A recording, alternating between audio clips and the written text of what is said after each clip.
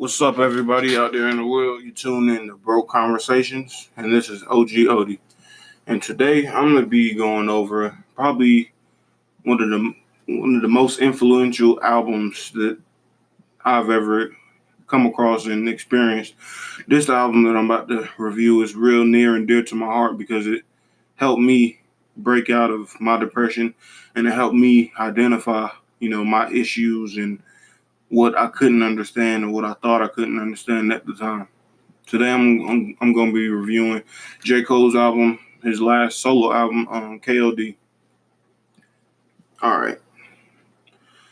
This album it was really special to me.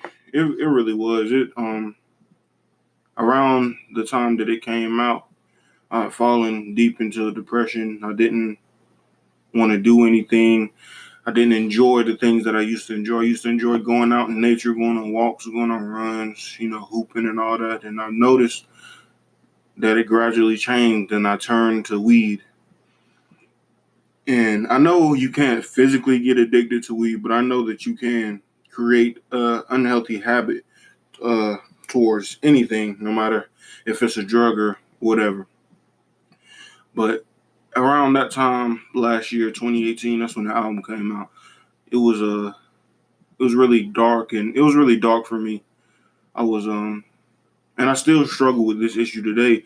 This one particular issue. One of the issues that helped sink me into that place was I never had a real relationship with my dad, and I know that's fucking cliche, but it's my truth. And in order for me to make real good content, y'all need to know who the fuck I am. And if you don't give a fuck about that, that's cool. But the people that do, I appreciate you. But yeah, my dad. I was upset, and I still am upset to this day. About the fact that he never really took. When he was around, like when I was younger, for a couple years, about 5-6 years. But he never took out the time to find out who I was, or to even put me on game, put me on to like music and shit. And it's really ironic because I listened to some of the music that he used to listen to, like some fucking Otis Redding and Al Green and shit like that. He would play this shit, but he would never put me on. And I appreciate just that small, I guess you could call it a blessing of him, putting me on to, some soulful shit and just some different shit that I wasn't actually, used to. But I struggled a lot because of that. I cried a lot. I didn't let nobody in. I was just fucking down. And the only thing I had to lift myself up or whatever, the only thing I thought that I could use to lift myself up was, well, I guess music it's always been a number one. I've always loved music. That's been my first love ever since before I could talk. I love music. Music and weed. I smoke weed. And I was I don't even want to. Fuck it. I was abusing it. Like I was using it way too much. I was spending all my money on this shit just to make me feel, better about the situation that I was in. And just to give you a little bit more of a backstory, I was working in fast food. I fucking hate fast food. I currently now work at Dollar General, which is only a slight step up, but it's a significant step up. I ain't got to deal with no annoying. Well, I still got to deal with annoying customers, but I ain't getting no rushes, like in the kitchen. It ain't gonna be no like specific times for rushes and then managers yelling at you and and making you feel like less than, or at least making me feel like less than what I deserve to be felt, what I deserve to feel like from their actions and from their words. And that was a really big moment for me to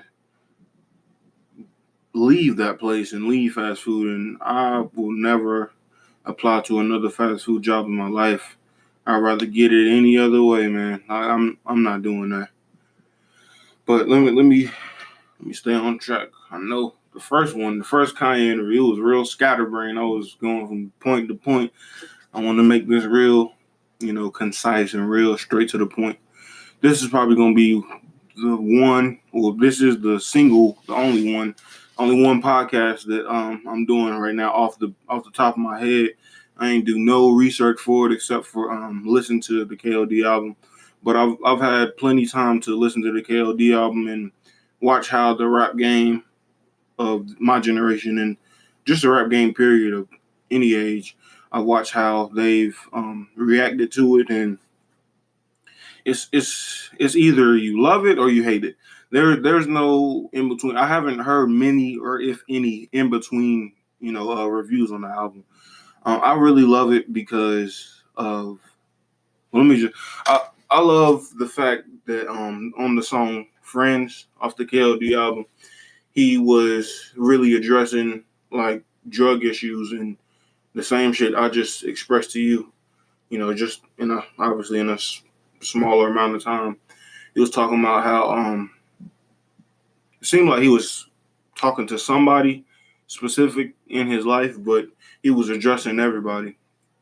And the moral of that song was one of the quotes in the song was meditate, don't medicate.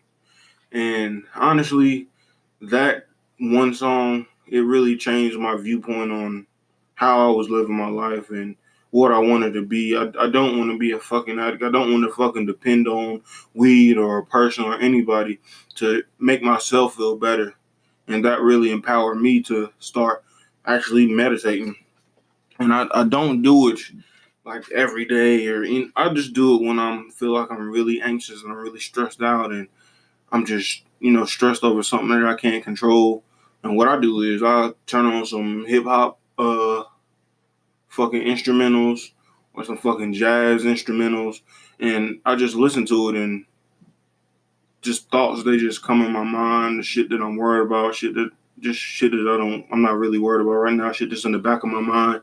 And it really helps me open up my mind and think about how I could go about doing certain things and to improve my life, even if I'm in a fucked up situation.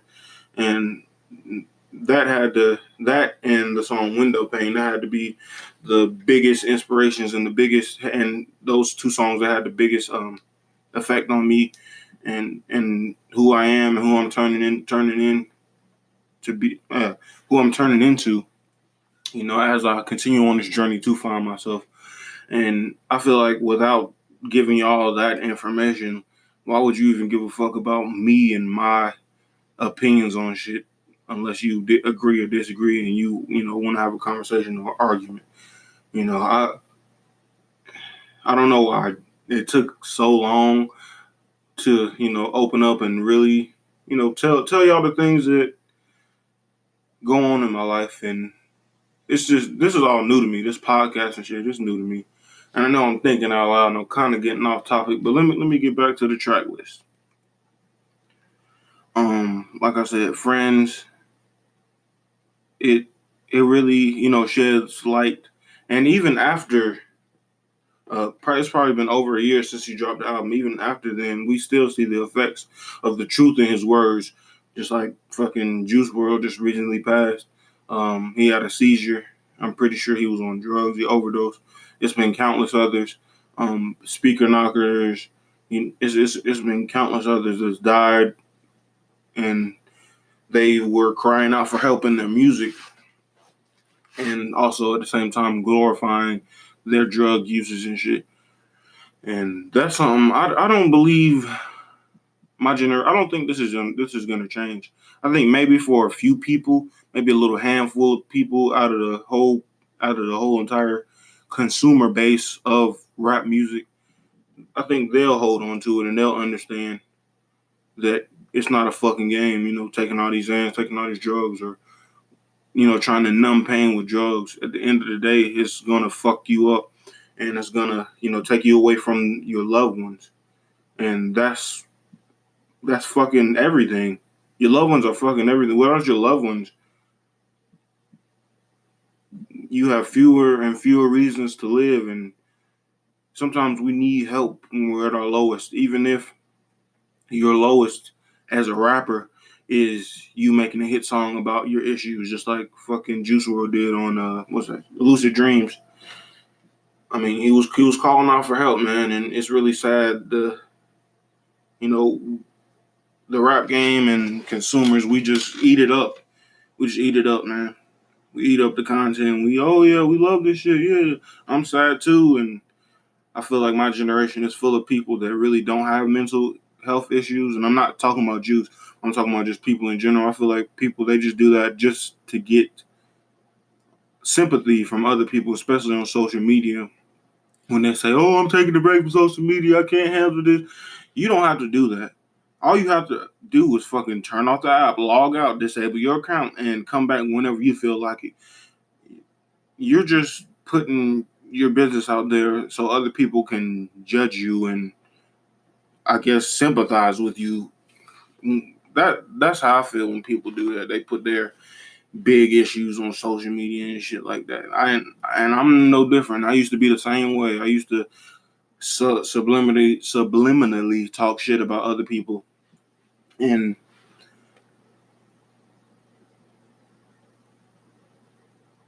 just because I was upset with myself.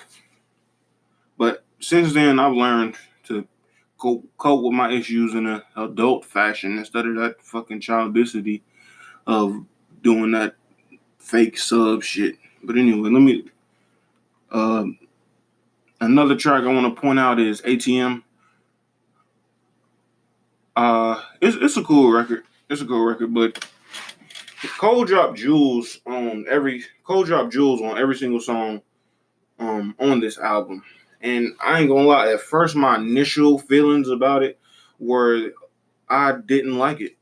I didn't like it. I didn't know what angle he was gonna take, and it was weird that he was dropping on 420 and shit, and it was just strange. I didn't start to like the music until the next listen. And I feel like it takes way more talent to do that than for me to just listen to an NBA Youngboy album, and I'm gonna fuck with it like off the first listen. It just shows you how intricate you want to go into listening to music. You could just listen to it, or you could actually consume it and digest it. Break it down and look up the lyrics and shit like that. If you're not doing that for your quote unquote favorite artist, or you're not trying to better yourself or broaden your vocabulary, then you're just a fucking dummy. Like, I listen to all types of music, but you got to learn how to break it down and learn how to know what the fuck the meaning is to it. And if you don't, like I said, you're just a fucking dummy. But ATM was great. ATM is an amazing song, and it's a great message to the youth and even older niggas that haven't gotten the message yet. It's about he's getting money, fucking counting it up. That's what the fuck he said in the song. It's not too intricate, the meaning of the song. Um, and that's something I can always appreciate about Cole. He always drops jewels in his music, and he always gives me something I can latch onto and something I can live with for the rest of my life. Even when he's dropping bars like old chick calling, but I'm on the new things. She's still a dime, but I always lose change. Like, Cole has always been at the top of my list of being the best lyricist, the best rapper, my favorite rapper. If you don't know that by now, but ATM, it was great. It was straightforward. Get money, count it up. It's kind of a parody to the younger generation and of what type of music they make and shit like that. And some niggas believe that money is just everything. And even I even find myself at times believing that, oh, if I had a certain amount of money, I'll be good. I won't have to worry about nothing. And it's just it's just psychological damage and psychological hypnosis when you think about it, because that's what America is based off of. I mean, shit. When it comes down to slavery, and now we got it's a different form of slavery, but it's the same. It's the same fucking thing. If you poor, just like me, and if you live in the projects, just like me, police they're gonna be patrolling around here way more than a fucking suburb, or they only come out, they only go out there when it's a fucking issue, or they get a call, or they always post it up around here, and that just makes us feel like we're less than other people that are in better financial situations, and that just holds a fucking that just holds a fucking chain on our waist, a chain on our fucking leg, in the race to become the best person or versions of ourselves that we can be. And it's sad, but if you're strong enough, only the strong will survive, man. Only the strong will survive. I'm not trying to make it sound sad and sound like, oh, no, we can do like people be doing. No, I know it's set up against us, or I know it is, and that's okay because I feel like I have enough in me. I have the strength in me to make it, and I know that it may be hard for some of you out there too, but we can do it. We can do it as long as we really believe in what the fuck we say and what the fuck we do, and we don't go back on our word. We can do it. We can get through anything, no matter what the fucking government or whoever tries to fucking throw in our way. And also, at the same time, it could be worse. Nigga, you could be living in, I forget which one it is, but I think it's both actually, North or South Korea, where they shoot niggas for trying to cross the border. You try to go to North or South, they got an army or whatever the fuck you want to call it, and they kill niggas that try to cross over. And it's really like it's a fucking dictatorship. And even though we don't have all the rights that they say we do, just like for example voting rights, and that was proven with this last election and the Russian interference, but it seems like only a handful of people even give a fuck about that. Like, that's a big thing. So, because Hillary won the fucking popular vote. So that just shows you right there that voting does not fucking matter. It doesn't matter. It's not up to us. It's up to elected officials. And all of them lie. And that's how it goes, man. I'm not no conspiracy theorist. I'm just telling the fucking truth. That's how it goes. Niggas, they just lie to get in office. Oh, I'm gonna give you this. Oh, I'm gonna give you that. And even if you don't believe you're lying, if you're a candidate and you're running when you're telling all these people this bullshit, a president does not have all the power. It's not a fucking dictatorship. You have to pass bills and, on state levels, on federal levels and shit like that, and Congress and all that shit, the Senate, all that shit. So it doesn't matter what one fucking person says, and I don't understand why people they get so wrapped up into elections and shit. It doesn't fucking matter. It doesn't matter, nigga, at all. It don't matter who you choose, what the fuck the person that you choose says they're gonna do, nigga. It's more than that. But look, let me stay on topic. This KLD album, the cutoff. I think it was one of the songs that had me on the verge of crying. Well, nah, I most definitely cried to that song. Let me stop capping. I cried to the cutoff. And that was just a reiteration of a little bit of what I was saying. He it's a parody, and he was talking about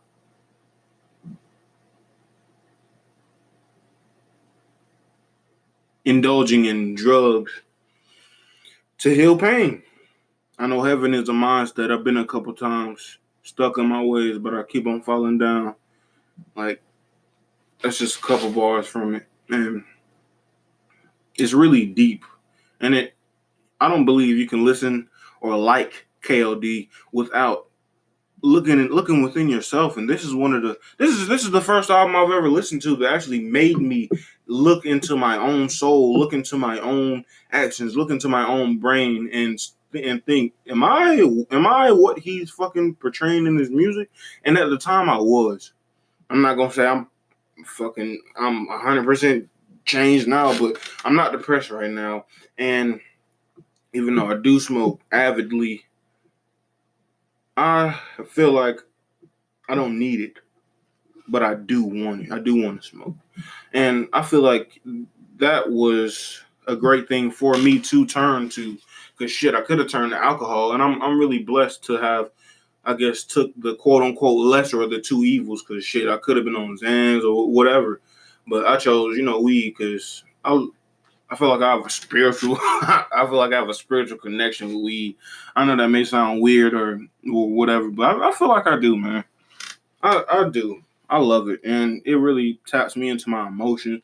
I can cry easier and shit. When I'm sober, sometimes even when I want to cry, it's hard to cry, man. It really is. It's hard for me to cry or get in touch with my emotions. But and speaking of crying, that's something that's changed in my life. My view on crying. I used to only cry in private, but lately, when I can cry, I don't cry often, but when I do, I try to cry. In public, maybe in my car or whatever, just to be more in tune with my emotions. Because we all human. I'm not about to try to act hard in front of everybody and then cry behind closed doors. That's weak, if you ask me. I feel like the strongest people can show any emotion in front of anybody and not be afraid of being fucking judged. But Kevin's Heart, that was that's the next song I'm about to go over. That was one of the more melodic songs, and I was really surprised to see in the music video Kevin Hart. He actually, he played in the music video. That was really dope of him to own your mistakes and shit like that, and that's a really strong quality. I wish I could do that. Like, you fuck up bad in front of the whole world. That just shows you. I don't know if I can, because I'm not fucking rich or famous and don't nobody give a fuck about me right now. But if I ever were in that situation, I don't know if I will have the strength to do that. And that's some real man shit right there. For J. Cole and Kevin Hart, cause shit, that's what Cole was talking about. He was talking about infidelity, and that's what that nigga been talking about his whole fucking rap career. That's what, cheating on his girl and his girl staying with him, cheating on his girl and his girl staying with him. He got it. I don't even know if I would call it a good one, but I would not. I'm gonna just say it. I guess that would be a right figure of speech. He got a quote unquote good one. As many times that he fuck up and fuck other bitches and shit and be on tour, she stay down, and I don't know. But at the same time, shit, I don't know if I would put myself in that situation, or if I were in her shoes, how I would feel. But that's the gist of the song. Infidelity, fucking up, and wanting to do better, and wanting to, improve your life even though you fucked up. That's some real shit. That's some real shit. Putting out your emotions for other people to judge you, no matter how you feel about them. That's amazing. And that's something that we can all strive to fucking do. Brackets. My nigga Will, aka CM10 on Instagram and YouTube. The nigga I did the Broke Conversations first YouTube podcast with. He I think he said that this was his favorite song. It started off with a sample from Richard Pryor. And the gist of this song was, no matter how much money he makes, the fucking government, as soon as you make a certain amount of money, you get $1 million check, the government won't half of that shit, nigga. And he was addressing some real social issues in this song. He was like, instead of that, nigga, let me pick the shit I want to fund from my phone, so I can know what the fuck my money is getting spent on, because nobody truly knows where the fuck exactly where your dollars are actually going. No one fucking knows. No one knows. And there are ways to get, I guess, to dodge taxes, but for niggas that want to abide by the law, and not be fucked up with the IRS, that's what you got to do. And that's a real good idea. Like, I don't understand why the fuck we can't do that. We be getting taxed on, nigga. I'm broke as fuck. I make $8.75 at my Dollar General job. That's the most I've ever earned in my life legally, and they be taxing the fuck out of that shit. Like, unless I get overtime, and then I can really see some money. But it's fucked up, man. It's really fucked up in America.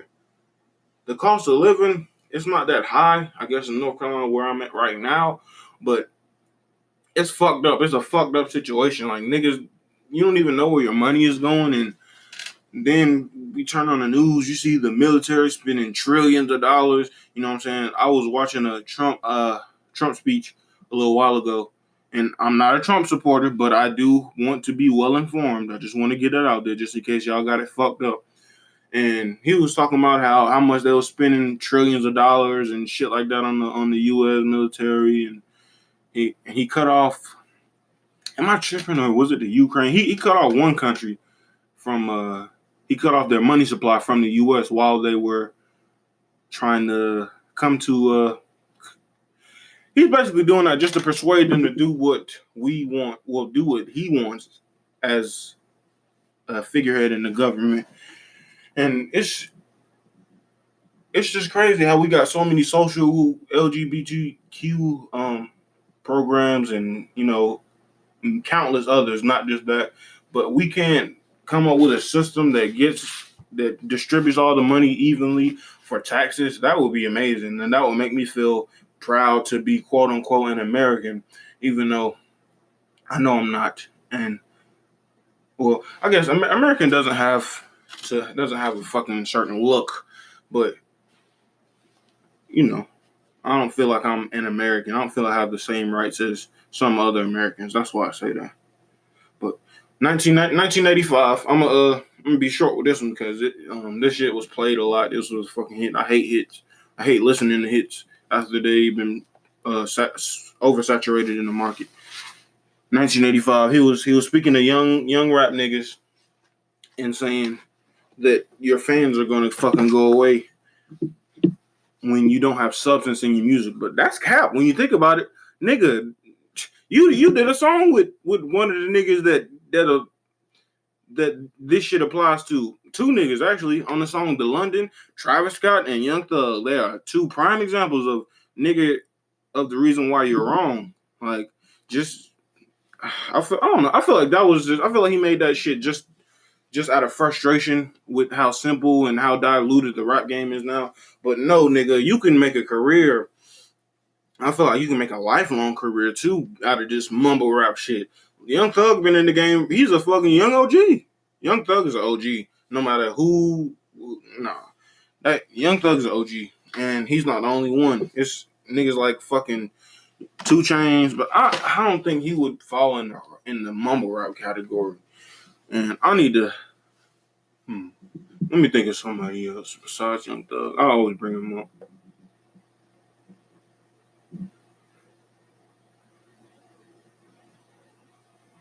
Damn. I cannot think of one right now. Somebody else in the rap game.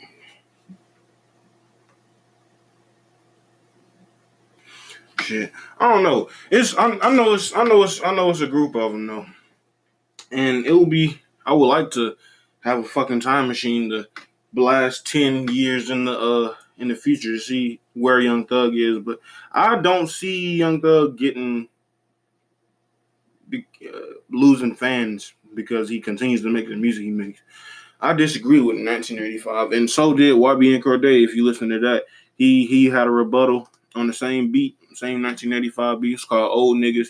It's kind of an older song, but he was valid. He had a fucking valid point. Like, no, nigga, like hip hop is changing.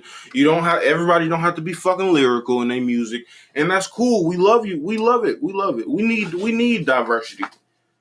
We need diversity in this rap game, and if you don't have it, shit will get boring. Especially the younger the audience gets. So, nah, I disagree with that shit. Because there's a whole lot of fucking 12-year-olds, 9-year-olds, 8-year-olds that fucking love this shit. They love this NBA YoungBoy shit. They love this YNW Melly shit. They love it. So, I disagree with that. I disagree with that point. But, Once an Addict, I love that song. And that's another song that made me cry and, really show my emotion. Because Once an Addict it really hit me home because my dad used to abuse my mom, and he wouldn't beat her, but he would push her around when he got drunk and shit like that. And that really made me reflect on that shit. And I know that's deep and it's dark, but it really made me think about it. All the bullshit she used to go through, and I was young and I really didn't understand. And luckily my sister was there. Shit, one time My dad, he was trying to do the, like I said one time, my dad, he was trying to, push my mom around and shit. Luckily, my sister was home and she was a teenager at the time. She beat his ass and, he left. And but I don't know. I guess the more I grow, the more my perspective on that situation changed, or it did change, because I think I understand it fully now, and my brain is almost all the way developed as a fucking 20-year-old black male. But yeah, just seeing that shit, and being through it, and once in that, it really helped me get through that, because my dad, when my dad was living with me, he was on crack. So what Cole described in the song, it was a little different. His mom was on drugs because she was heartbroken because Cole's mom's, damn, hold up. Fuck. J. Cole's mom's lover, or his stepdad, he cheated and he had another baby with another family, and he left his mother. So what he described in this song was his mother was she was sad, she was heartbroken, and she was going to the bottle every time she felt that. She did the same thing I did over the last year, 2018, and and he expressed how it was hard for him to see her like that, and he would rather run the streets than see her like that, and that's some real shit. But my shit was kind of a little different. Like I said, my dad was an alcoholic and he was on crack, so it was slightly different. My mom, she really did the best that she could, and I really love her and I appreciate her for that. I love you. But it was, that song really hit my heart, and it made me cry because all the times I used to be out with mama, and then and she would just break down because of the bullshit that he would do and say, and she wouldn't try to do nothing but fucking improve their relationship. And not saying she was perfect, ain't nobody perfect, but just seeing her like that, that song, it will always reside close in my heart because I remember those times. And I don't want to go back, but I do want to remember them always. So I know how to treat my wife and my girlfriend and my loves and people that I love in my life. All right, I'm going to go over about 2 more songs. Even though I went over like all of them.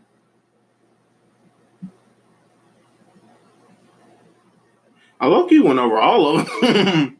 Yeah, all right, damn. I low-key went over. Fuck it. What didn't motivate?